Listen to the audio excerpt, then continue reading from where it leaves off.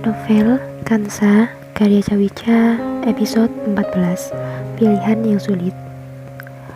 Malam itu di hari yang sama, Hafsah baru saja pulang dari Pulau X. Tak menemukan sebuah keanehan, semua bersikap biasa saja seperti biasanya. Hafsah membelikan seluruh isi rumah, oleh-oleh berupa makanan khas dari pulau tersebut. Pagi hari pun menjelang, semua seperti biasa, sarapan di meja makan.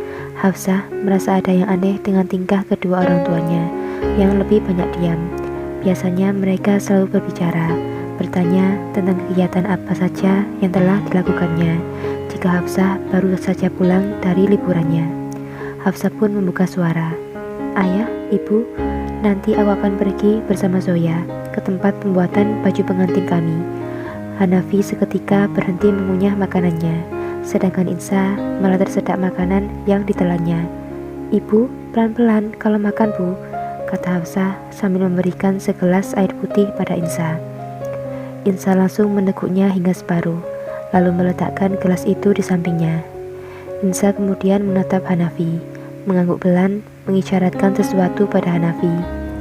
Tadi malam, ketika keduanya akan tidur, Hanafi dan Insa berdiskusi mengenai masalah yang terjadi pada anak-anaknya, dan dalam pembicaraan itu, keduanya sepakat untuk menikahkan Kansa dan Zidan, karena mereka tak bisa dipisahkan lagi, karena ada seorang anak yang sudah mengikat mereka berdua, dan keduanya harus segera dinikahkan. Insa sebenarnya merasa tak rela dan berat hati jika Hafsah harus mengalah untuk Kansa, tapi keadaan memaksanya untuk setuju pada keputusan yang diajukan keluarga Abimana, mengingat juga tradisi yang di kedua keluarga yang tidak memperbolehkan memiliki dua menantu dari satu keluarga. Kembali ke meja makan, Hanafi yang tahu akan arti tatapan Insa, dia segera berbicara pada Hafsah. "Hafsah, bisakah kita bicara sebentar di ruang keluarga bersama ibumu dan kakakmu setelah sarapan selesai?" kata Hanafi, tatapannya penuh harapan pada Hafsah. "Ada apa ya? Bukankah kita sudah bersama sekarang? Lebih baik bicara di sini saja kan, sama saja," jawab Hafsah ringan. "Tidak, kita selesaikan dulu sarapannya, baru kita akan bicara." Baiklah ya." Mereka pun memakan sarapan mereka dalam keheningan. Selesai dengan sarapannya, sesuai permintaan Hanafi, mereka semua berkumpul di ruang keluarga, duduk saling berhadapan. Hanafi yang memang suka sekali menggoda Kansa, dia mencoba menggodanya, tapi hari itu Kansa tampak enggan dan tidak membalas Hafsah seperti biasanya. Kansa hanya terdiam dengan senyum yang sedikit dipaksakan. Cukup lama terdiam, kemudian Hafsah yang membuka pembicaraan. "Ayah dan ibu ingin bicara apa dengan kami?" tanya Hafsah dengan ringan. Tak ingin berbasa-basi, Hanafi langsung saja membicarakan apa yang sudah dia putuskan. "Kau tak bisa menikahi Zoya." "Maksudnya? Apa ayah bercanda?" "Aku tidak bercanda, Hafsah. Pernikahanmu dan Zoya telah kami batalkan. Begitu juga dengan pihak keluarga Abimana." "Apa? Apa yang ayah katakan? Pernikahan kami hanya tinggal beberapa bulan lagi, ayah," kata Hafsah dengan pandangan penuh rasa kecewa pada Hanafi. "Ayah tahu, tapi kau tak bisa meneruskan hubungan ini." "Tapi kenapa, ayah? Ada apa sebenarnya? Apa terjadi sesuatu antara ayah dan papa Abimana?" "Bukan pada kami, tapi pada kakakmu dan calon adik iparmu."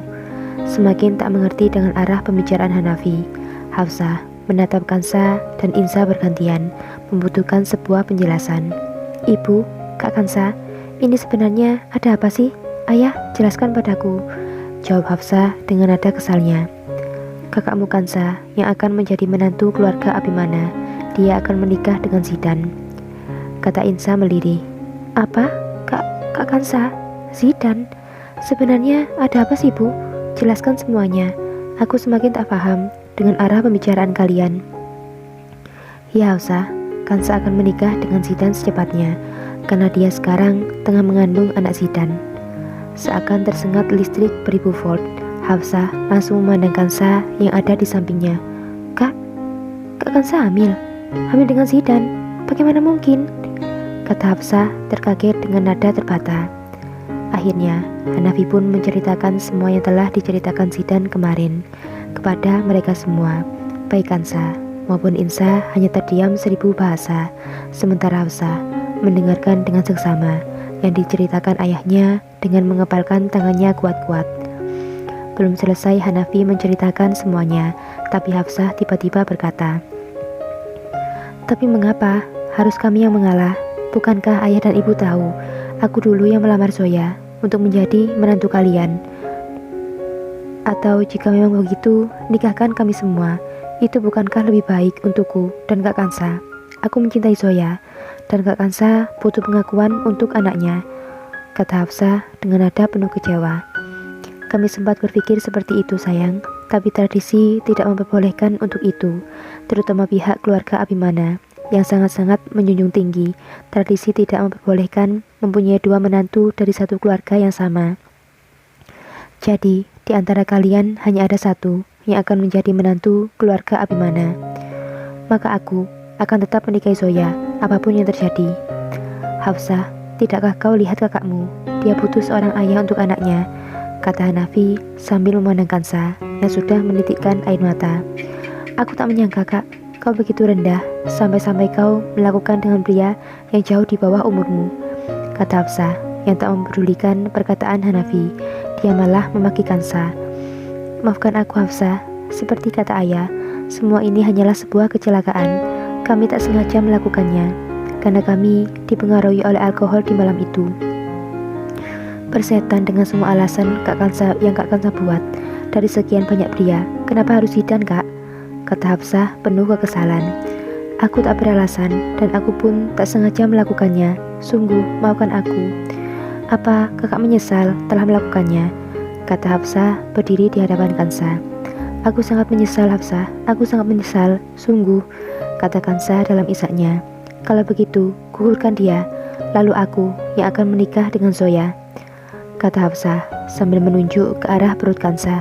"Tidak, apa yang kau katakan Hafsah? Tidak mungkin kita membunuhnya. Dia tak bersalah, dia memiliki jiwa yang masih suci, dan dia juga anak dari kakakmu. Kenapa kau tega membicarakan soal itu?" kata Hanafi membantah Hafsah. "Ayah membelanya, membela anak ayah yang jelas-jelas salah. Aku bahkan juga bisa melakukannya pada Zoya ya, tapi tak pernah aku lakukan, karena aku menjunjung tinggi kehormatan kalian. Ketika sekarang anak perempuan satu-satunya dari keluarga ini melakukan sebuah kesalahan, kalian malah membelanya dan membiarkan aku yang harus mengalah karena ulahnya.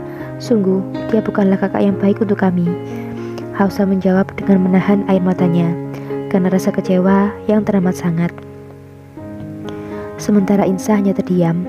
Bagaimanapun, dari awal dia memang sepemikiran dengan Hafsah, yaitu menggugurkan janin yang dikandung Kansa, karena menurutnya itu adalah sumber dari semua masalah yang terjadi.